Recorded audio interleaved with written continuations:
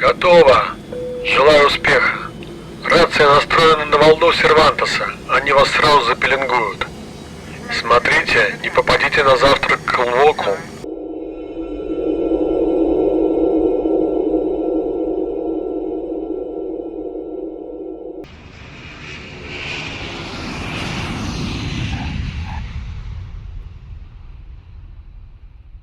Сервантес был проклятый богом планетой.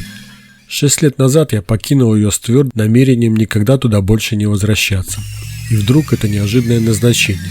Нечего сказать, приятная перспектива стать помощником Харли. С тех пор, как Грефс ушла от меня к нему, мы старались не замечать друг друга. Собственно говоря, это и послужило главной причиной, заставившей меня просить компанию о переводе на Марс. Надо же было болванам из управления личного состава вновь завязать этот дурацкий узел. Опять замкнутый треугольник. Грефс, Харли и я. Впрочем, теперь уже не треугольник. У Грефс большая дочь. 6 лет такой возраст, когда многое в отношениях взрослых становится понятным. Дорога от космодрома до станции была мне хорошо знакома.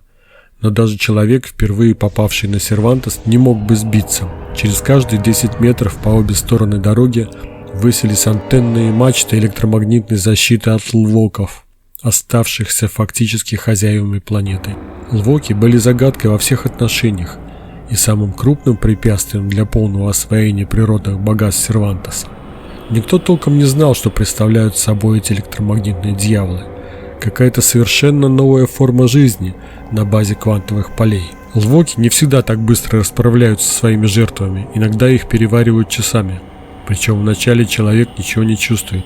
Он еще ходит, разговаривает, ест, не подозревая, что уже окутан электромагнитным облаком.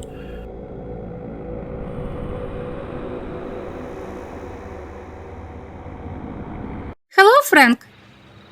Вы напрасно летаете без одежды, Энн. Здесь слишком много ультрафиолетовых лучей. Зато они чудесно действуют на кожу. Попробуйте, какие у меня гладкие ноги. Мне всегда нравилась Энн. На Земле я за ней немного ухаживал, но у меня не было никакого желания заводить с ней шашни на Сервантесе. Расскажите лучше, что у вас делается на станции. Почему меня никто не встретил? Все без изменений. Ох, Фрэнк, если бы мне удалось околпачить какого-нибудь болвана, чтобы он меня увез на Землю, я бы и 1 часа тут не оставалась. Не беспокойтесь, я пошутила. Спешите к своей Грефс, она вас ждет. Мне нужно взять пробу воды из моря загадок, так что, по крайней мере, 3 дня не буду вам мешать.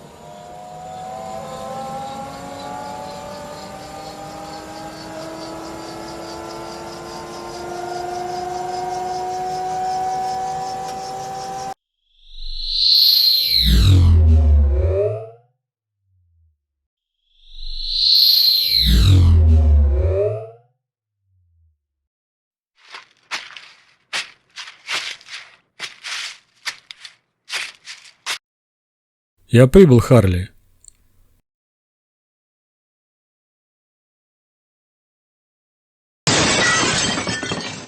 Убирайтесь, дьявола. Может быть, черти не побрезгуют сожрать вас потрохами. Не будь ослом, Харли. Положите пистолет на место.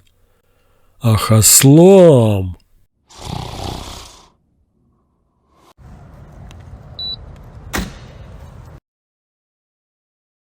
Не будь ослом, Харли. Положите пистолет на место. Я никогда не мог понять страсти Грефс ко всем этим гадам. По ее милости станция всегда кишела трехголовыми удавами, летающими ящерицами и прочей мерзостью. Грефс утверждала, что после ее дрессировки они становятся совершенно безопасными, но я все же предпочитал поменьше с ней встречаться.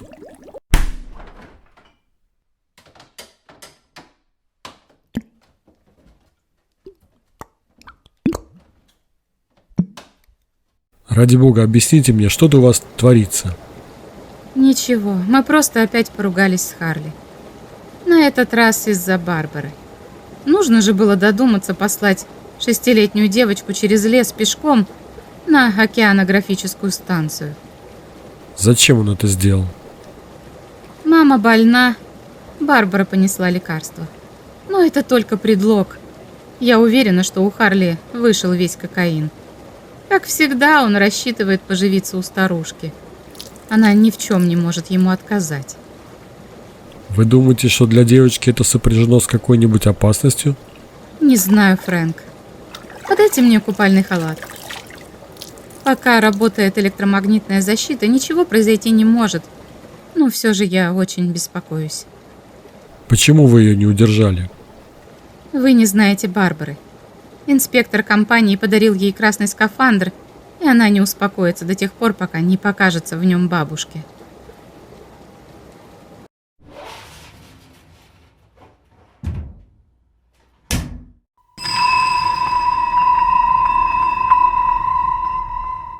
Что вы делаете, Харли? Ведь там ваша дочь, миссис Гартман, Энн.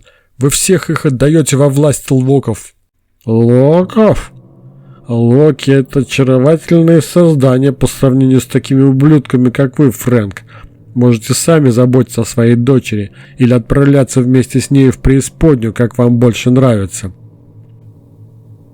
Харли был уже конченным человеком. Прикосновение к нему грозило смертью, а владевший им лвок не представлял для нас опасности, пока не переварит Харли. Страшно было подумать, что произойдет потом. На наше счастье, все клетки жирного тела Харли были пропитаны виски. Пока алкоголь не улетучится из организма, лвок не будет его переваривать. Однако с каждым выдохом удалялись пары спирта. Необходимо было заставить Харли перестать дышать, ведь для него уже все равно.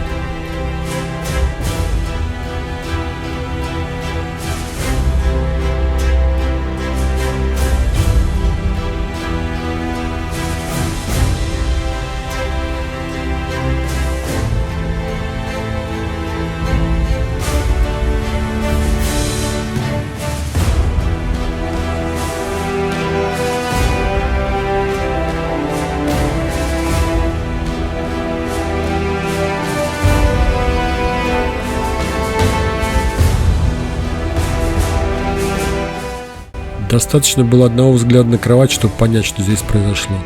От миссис Гартман уже почти ничего не осталось.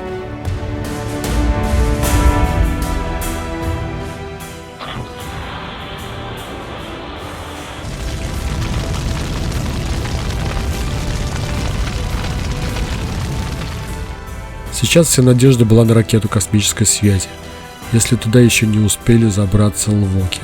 С Энн, видимо, все покончено. Защита ее геликоптера питалась от центральной станции. Я резко затормозил у самой ракеты. Раньше, чем мы с Грефс успели опомниться, Барбара откинула крышку люка и соскочила на бетонную поверхность космодрома. Бедная девочка. Мы уже ничем не могли ей помочь. Лвоки никогда не отдают своих жертв. Нужно было избавить Барбару от лишних страданий. Меня всегда восхищала фантазия Грефс. Если бы она не придумала эту историю, то присяжные наверняка отправили бы нас обоих на электрический стул.